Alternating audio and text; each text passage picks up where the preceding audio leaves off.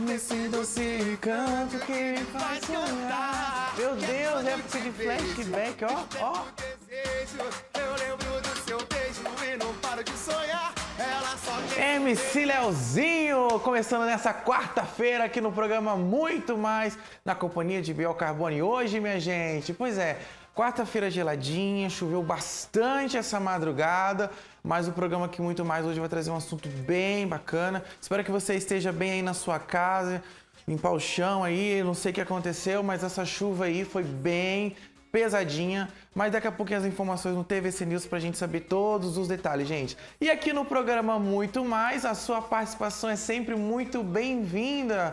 Por isso você pode participar através do nosso WhatsApp, minha gente. Pois é, tu não tem WhatsApp salvo aí no telefone? Pois é, salva aí, ó. É o 33601101. Esse é o nosso contato para você mandar sugestão de pauta, contar a tua história, falar sobre a sua receita, enfim. Esse é o espaço aí para você mandar tua história ali e participar aqui do nosso programa Muito Mais.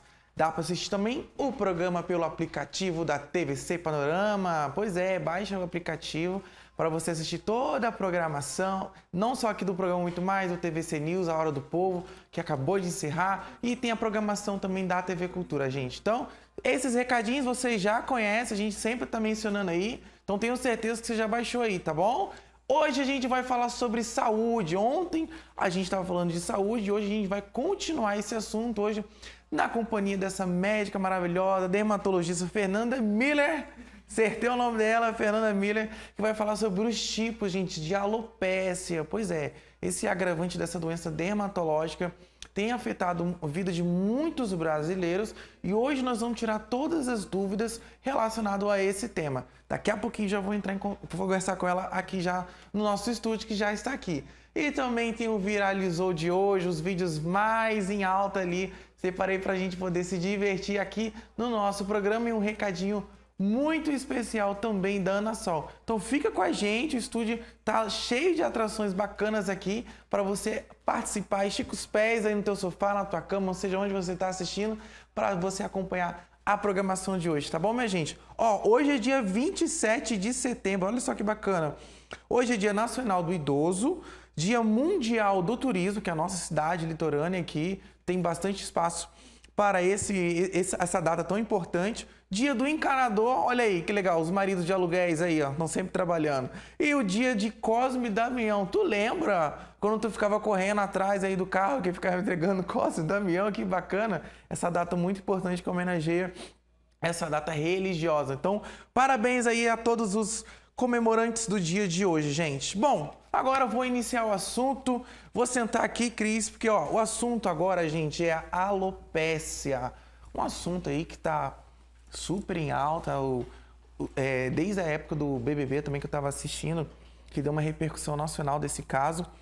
E eu conversei com a doutora Fernanda nas redes sociais, chamei ela no Instagram, falei, vamos falar desse assunto aí que é muito importante, que é um problema, uma doença dermatológica, gente, que atinge mais de 42 milhões de brasileiros. Daqui a pouquinho eu vou trazer a pesquisa.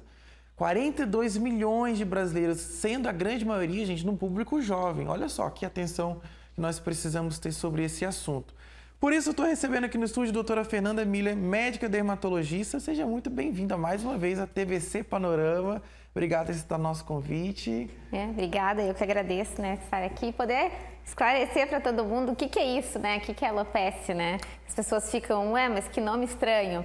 Que nada mais é que a queda de cabelo, que chega todo dia, né, no consultório, impacta muito a vida das pessoas e por isso, né, esse impacto na aparência traz a pessoa para o consultório porque ela quer tratar, não quer ficar careca e não quer ver aquele cabelo pelo chão, pela casa, que incomoda bastante. E esses dados de 42 milhões de brasileiros refletem bastante ali no teu consultório, você percebe esse volume, não de 42 milhões, mas uma massa geral, assim, das pessoas que buscam essa ajuda lá no teu consultório? Sim, as pessoas chegam muitas vezes por ser a queixa principal, a queda de cabelo, né?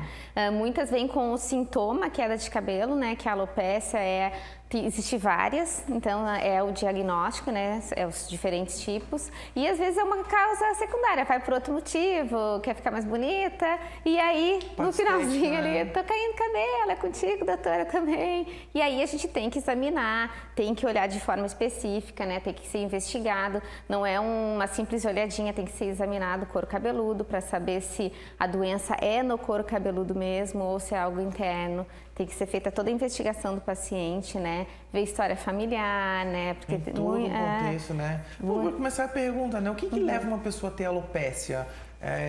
Passa por alguma coisa? Depende do tipo de alopécia, né? A queda de cabelo em si, tu pode ter uma alopécia difusa, né? São as quedas difusas, ou aquelas que são pontuais, né? E das alopécias, que quando a gente fala em alopécia, a pessoa pensa na alopécia areata, que é quando cai aquelas tufos de cabelo e fica sem o cabelinho. Um lugar significativo do rosto, né? É um pedaço sem cabelo, né? Que aí tem uma causa imunológica associada, pode ter uma doença de tireoide ou outras doenças que levam o processo inflamatório e vai cair esse cabelo, ou a alopecia androgenética, que é a calvície.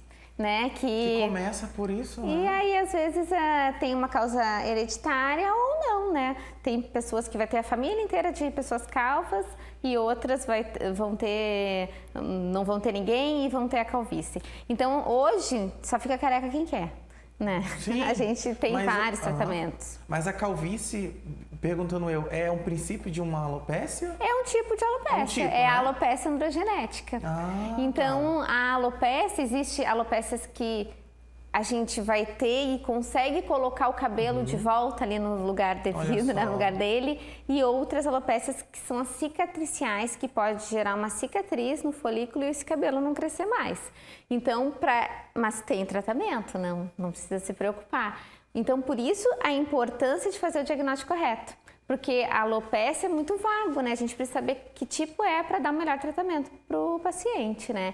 E para a gente saber, por isso que é importante a consulta dermatológica, ser olhado com dermatoscópio ou folículo piloso ali, olhar direitinho. E quando a gente suspeita das doenças cicatriciais, né?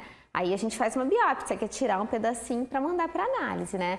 A alopécia androgenética, que é a calvície, ela não é cicatricial.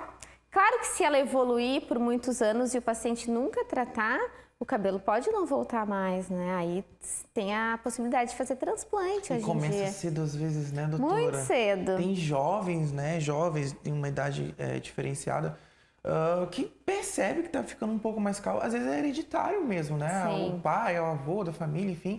Eu tenho. Mulheres também, né? Sim, homens e mulheres. Homens e mulheres, a gente tem aquela coisa que calvície é de homem, não. Calvície não, também homens e mulheres, exatamente. E tem rapazes de 18 anos, 17, que já percebem a modificação, principalmente, né, na região temporal, nas entradinhas, aqui, né? A famosa entrada. Isso, e aí já procuram, às vezes vem com as mães, né? Que a mãe já chega, a família tem histórico, então eu quero já que comece a tratar. E os tratamentos vão desde tratamentos tópicos, né? Com medicações de passar, quanto de tomar e às vezes até injetar no couro cabeludo, né? Para prevenir esse transplante, às vezes nem precisa fazer, é só tratar direitinho, né? Tratar direitinho, gente. Tem umas imagens de alguns casos, né, que a doutora mandou para mim, que mostra exatamente esse resultado de alopecia em algumas pessoas.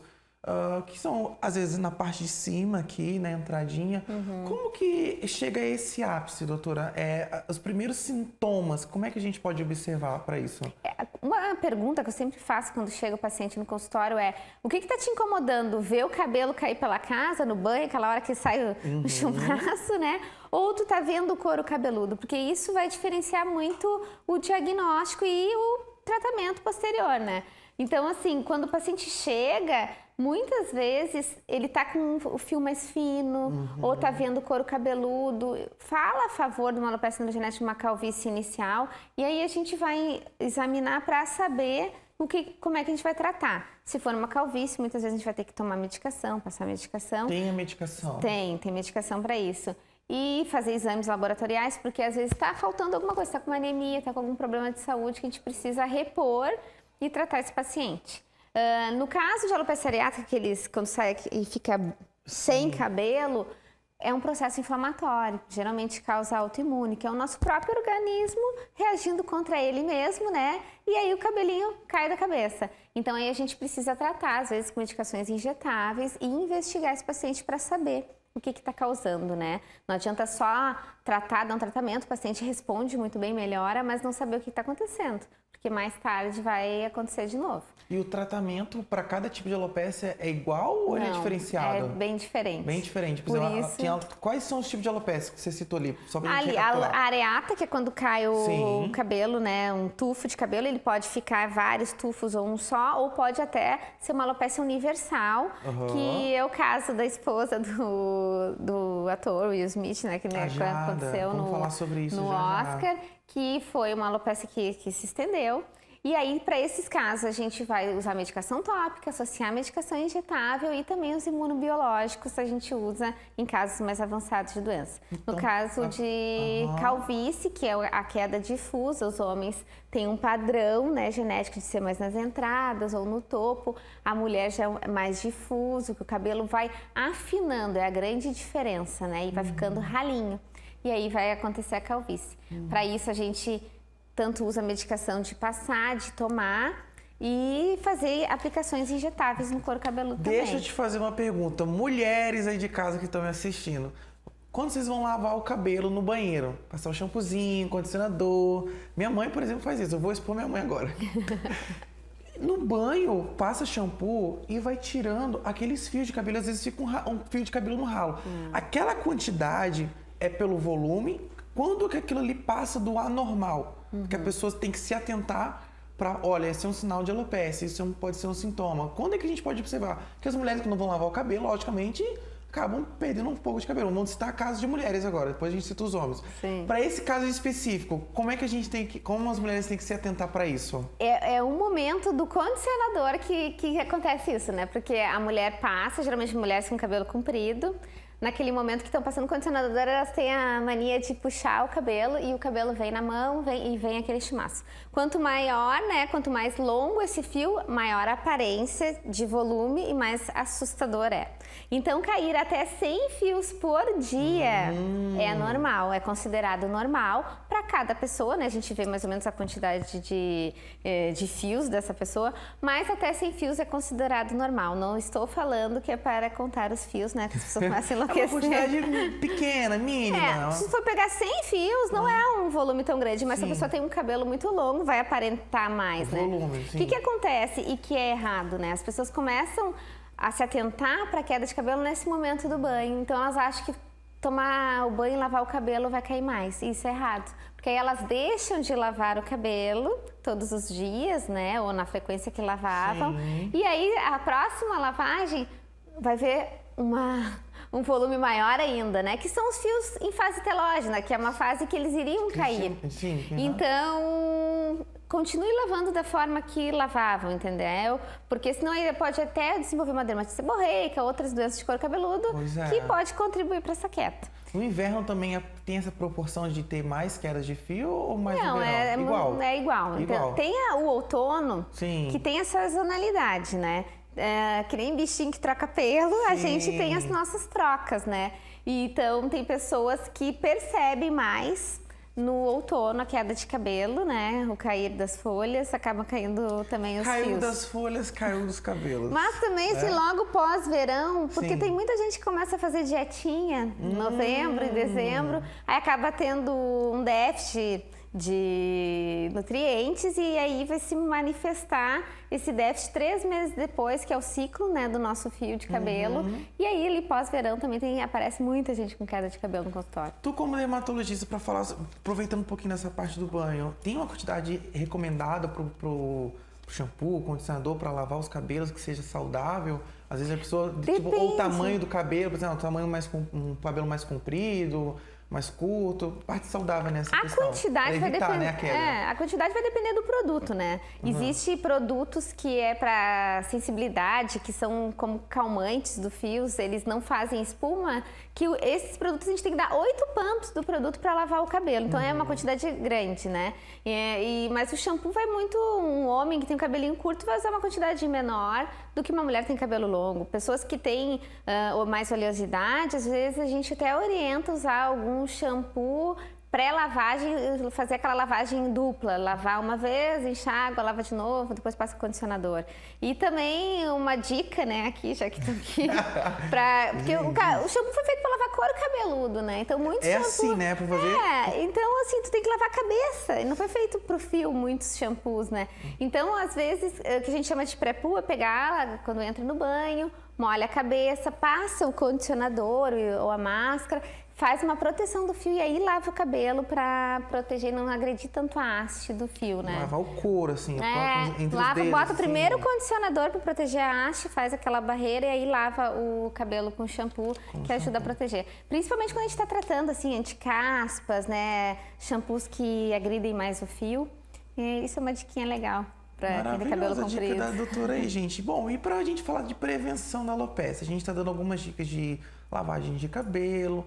Tem alguma coisa, não só na parte da alimentação, logicamente, mas tem algo que a gente pode fazer para prevenir a alopecia da doença dermatológica? Infelizmente, a alopecia androgenética, a alopecia areata, não tem assim muito o que prevenir, tá? Os eflúvios telógenos são essas quedas esporádicas ou quedas difusas que a gente vê, né, que tem causas específicas. Tem pessoas que vêm com eflúvio, que é esse cair do cabelo que percebe. Por déficit de ferro, né, por anemia, o estresse é um fator muito... Então, assim, a gente sabe que situações, Covid, que teve um monte de gente que ficou com muita queda de cabelo. Então, situações preveníveis e mais o estresse, né? E déficit que a gente pode ter de vitaminas, enzimas, que a gente pode repor isso para evitar ter uma nova queda. Mas a alopecia androgenética, a gente não tem como saber, né? Se meu pai tem, a minha mãe tem, eu vou ter. A alopecia areata é uma doença aguda, muitas vezes ela vai aparecer do nada. A gente dorme com o cabelo e acorda sem o cabelo. Para o paciente é muito, né, traumatizante quando chega no consultório com esse problema.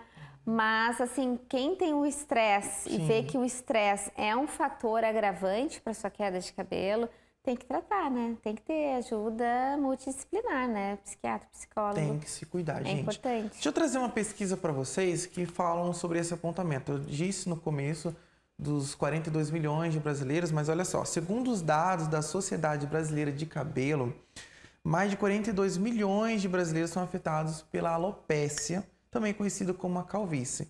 Um ponto que chamou bastante atenção na pesquisa foi que a quantidade de jovens entre 20 e 25 anos que sofrem dessa queda de cabelo. Isso é um ponto que me chamou muita atenção, doutora, pelo fato dos jovens nessa faixa etária. Eu me incluo nessa faixa etária. Isso acontece pelo fato do jovem estar num momento de ápice de construção da vida, de busca de alguma coisa, e o que faz esse pico tão grande na fase da juventude, assim, entre 20 e 25 anos? Na verdade, a alopecia androgenética, que é a calvície, ela não tem esse fator estresse emocional tão importante como o eflúvio, como a alopecia areata, né?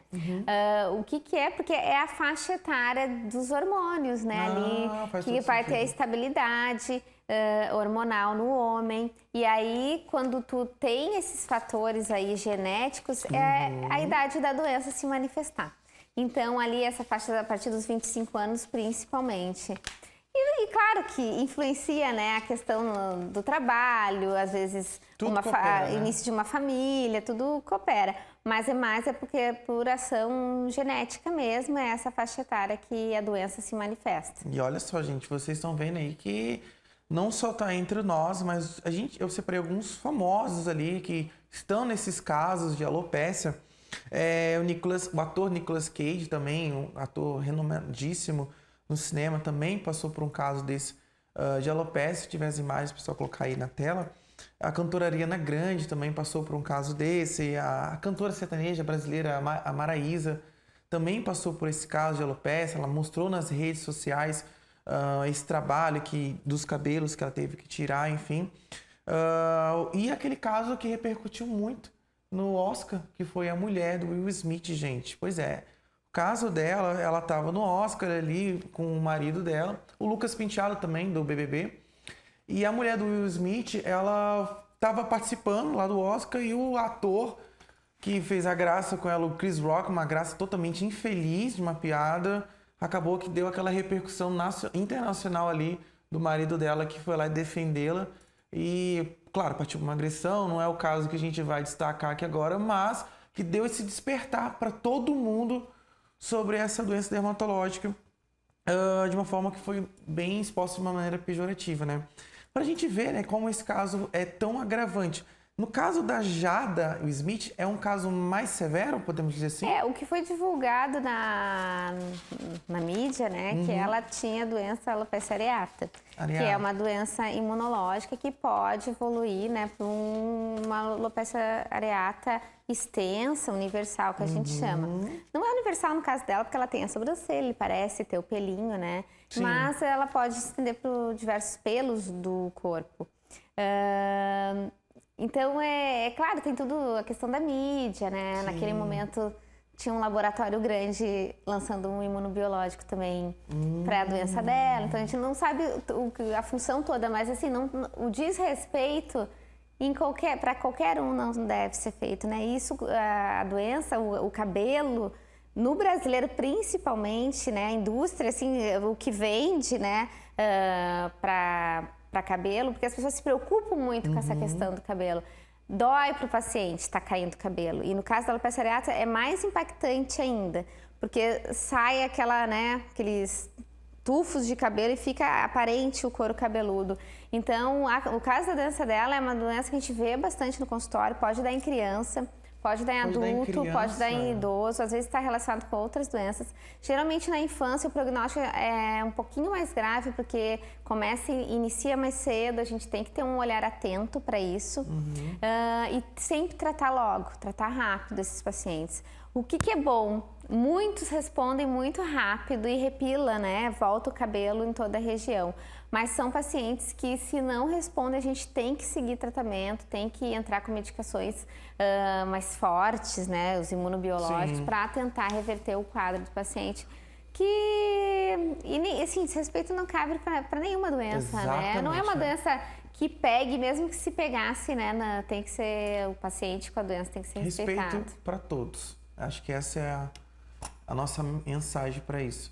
Deixa eu chamar umas perguntas dos internautas que mandaram para a doutora ali através das redes sociais sobre o nosso caso de alopecia. Vamos ver a primeira pergunta na tela.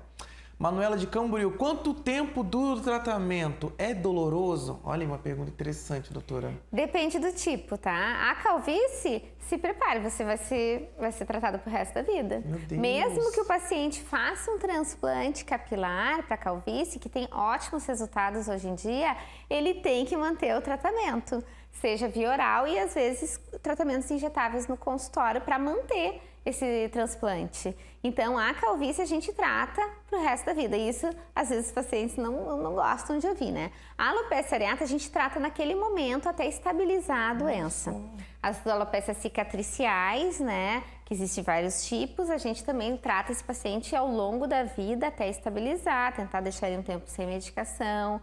Os eflúvios são transitórios, né? São aquelas quedas que a gente vê, cair o cabelinho e assusta, mas ele volta ao normal, a gente trata conforme a necessidade de cada caso de paciente. Então, tem quedas, né? Alopecias que vão ser alguns meses de tratamento e outras vão ser pro resto da vida, vai depender de cada caso. E geralmente não dói esse tratamento. Não dói.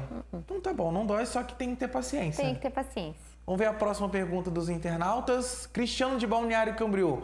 Como saber se a quantidade de fios é perdida normal ou se pode ser alopecia? A gente falou na entrevista, né? Até 100 fios é normal cair por dia. Passou da quantidade de 100 fios. Aí a gente tem que procurar dermatologista aqui. Procura dermatologista. Vamos ver a próxima pergunta, que essa a gente já respondeu aqui durante o bate-papo. Vamos ver de onde é essa pergunta. Patrícia de Brusque. Essa doença ocorre só no couro cabeludo ou também pode atingir outras partes do corpo? Olha aí, uma pergunta boa também. Pode, a alopecia areata pode perder sobrancelha, a alopecia fibrosante frontal também. Muitas mulheres, agora se popularizou fazer micropigmentação, né? Pois eu fiz. Antigamente não era tão popular assim, então as pessoas chegavam com a primeira queixa, às vezes, perdi a sobrancelha, queria engrossar. Hoje as pessoas já vêm, né? E muitas mulheres chegam no consultório falando de queda de cabelo, aí eu vou examinar. Quanto tempo faz? Eu nunca tive, tem umas bolinhas no rosto, a gente vai examinar, aprofundar, a pessoa tem uma alopecia fibrosante frontal que cai em faixa o cabelo aqui, vai perdendo, e esse é uma perda que não volta, né? Então a gente tem que ter muito cuidado com isso. Também tem vários tipos, tá? De áreas, às vezes região genital. Então, o paciente chega com alopecia areata tem que ser examinado por completo, não é só olhar a cabeça do paciente. Às vezes perde pelinho da barba, do braço, então tem que ser examinado para saber se a repercussão é extensa desse paciente, porque aí a gente vai entrar com tratamentos específicos, tá? Se é só a cabeça, se é barba, mas geralmente repila, tá? Mas a alopecia, ela pode, não é só do couro cabeludo. Couro cabeludo, então tem que se atentar. Vamos ver a última pergunta dos internautas. Essa é do Márcio de Camboriú. É um problema que pode acontecer com todas as idades? E os sinais de alopecia são diferentes em algumas pessoas de idade avançada? Sim, pode ser em todas as idades, né? Diferentes tipos de doenças. Vai ter a da criança, vai ter do adulto. Nos idosos acontece o que a gente chama também de alopecia senil, que na verdade, né, não é uma doença, mas é uma modificação do fio. Com o tempo, com o passar da idade, a gente vai afinando esse fio, que não quer dizer que seja uma calvície, mas sim uma modificação natural. E aí o cabelo vai ficando mais fininho.